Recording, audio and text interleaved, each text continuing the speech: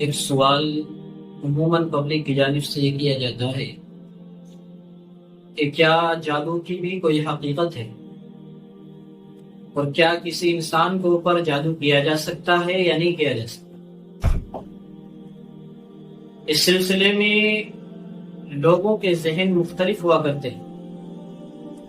بعض لوگ جادو ہونے کے قائل ہوتے ہیں اور بعض لوگ اس بات کے قائل ہوتے ہیں کہ جادو وادو کوئی چیز نہیں ہوتی۔ تو آئیے ہم آج اس ویڈیو میں اس کی حقیقت کو سمجھتے ہیں کہ کیا حقیقتاً جادو ہوتا ہے یا جادو نہیں ہوتا۔ تو اس کا جواب یہ ہے کہ آپ یہ بات ذہن نشین فرما لیں کہ جادو کا ہونا یہ برحق چیز ہے۔ برحق ہونے کا مطلب یہ نہیں ہے کہ جادو کرنا یہ اچھی چیز ہے، بلکہ برحق ہونے کا مطلب یہ ہے کہ اگر کسی انسان پر جادو کیا جائے تو اس انسان کے اوپر جادو ہو جاتا۔